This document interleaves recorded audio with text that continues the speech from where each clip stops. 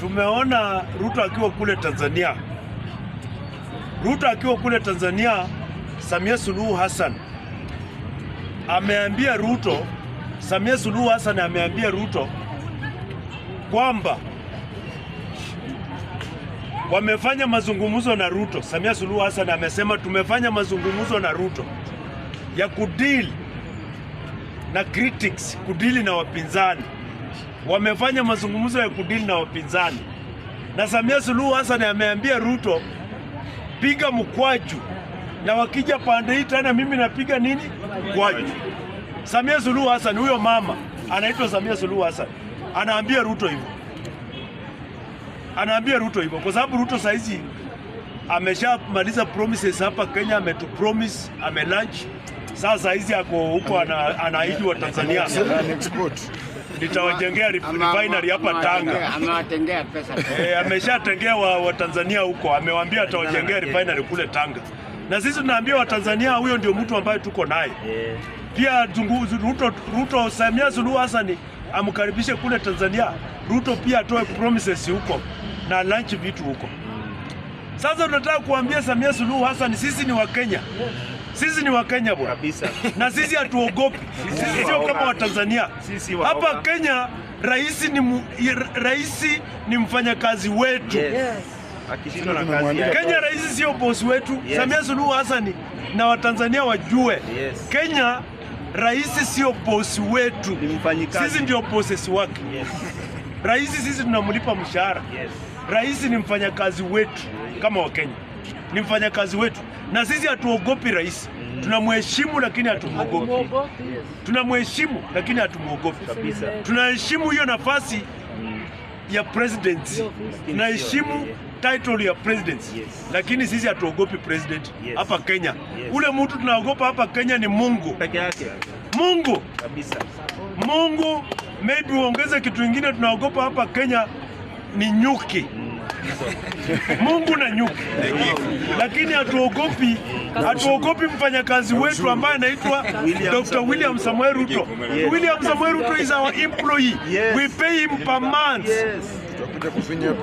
So Samia Suluhu Hassan, kama Samia Suluhu Hassan ni boss ya Tanzania, asifikiri hapa Kenya rais ni boss. Kenya rais sio boss wetu. Kenya rais ni mfanyakazi wetu. Kenya rais ni mfanyakazi wetu. Na lazima tuambie Ruto, this is wrong, this is right, this is wrong. Sisi sio kama wa Tanzania tunaogopa. Sisi sio kama wa Tanzania. Sisi waoga. Na inavaa watu, na nimesikia kule kwa bunge Ruto alikuwa anahutubia bunge. Na kuna mbunge mmoja huko Mtanzania akasifu Ruto. Ati wanamuombea ashinde uchaguzi ya 2027. Na akasomea Ruto Bible verse huyo mbunge. Bible verse ya kusema Mungu alinde Ruto kutokana na mabaya. Tunataka kuambia huyo mbunge wa Tanzania, huyo mbunge mwenye amesomea Ruto verse ya kumulinda. Tunataka kumwambia hiyo Biblia hiyo iko na verse ni Proverbs. Proverbs kwa Kiswahili ni nini? Mithali 6:16 hadi 19. Proverbs chapter 6 verse 16 to 19 ambayo inasema kuna mambo 7 ambayo Mungu anachukia. Kuna mambo 7 things that God hates. Mambo 7. Damu inayomwaga damu. Mikono inayomwaga damu. Ulimi unaotamka uongo. Miguu ambayo inakimbia kwenda kutenda madhambi. Macho ambayo yanaangalia vibaya. Tunaambia Watanzania waende wasome pia Mithali 6:16 hadi 19. Mambo 7 ambayo Mungu anachukia. Nyinyi msiombee Ruto achaguliwa tena 2027. Kenyans, we know what we want. Wakenya tunajua ile kitu tunataka. We know what we want. Wakenya hatuko nyuma sana kama Watanzania. We know what we want. Tunajua ile kitu tunataka. We know. Na kama wao Watanzania wanapenda Ruto sana, wachukue Ruto. Waambie Mama Suluhu Hassan, ebuka kando kidogo, Ruto atuongoze. Tunawapatia for free kabisa. We are giving them for free. Wachukue yeye.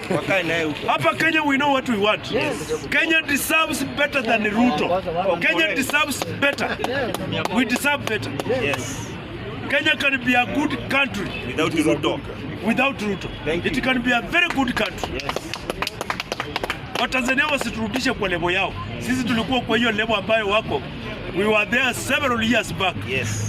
Na tulipita hapo. Na sisi hatuogopi. Hata tutekwe nyara, hata tupelekwe kotini, na Raila aliimba hiyo wimbo. Hata nipigwe pingu, sitarudi nyuma. Hata niwekwe jela, sitarudi nyuma. Hata nipigwe tiagas, sitarudi nyuma. Sisi wa Kenya tulipita mahali Watanzania wako sahihi. Kwa hivyo Watanzania waache kuingilia mambo yetu ya siasa. Tunaambia Watanzania, wale wabunge wa Tanzania, na sio wananchi wa Tanzania. Wananchi wa Tanzania wanaumia sana, na tunaombea Watanzania. Lakini tunaambia wale wabunge wa Tanzania, sisi tumeshamalizana na Dr. William Samoei Ruto. Tumemalizana na yeye kabisa. Yeye afanye mambo yake. Hii muda imebaki ya mwaka mmoja, sijui na mwezi mmoja ama miezi mbili. Afanye mambo yake ile atafanya. Lakini tumemalizana na Ruto. Na sisi tunataka tutoe historia katika East Africa region. Katika eneo la Afrika Mashariki. Tunataka tutoe historia kwamba rais sio lazima aende 2 term. Tunataka kuonyesha Watanzania mfano, tuonyeshe wa Uganda mfano, tuonyeshe wa Rwanda mfano. Kenya ndiyo itakuwa mbele.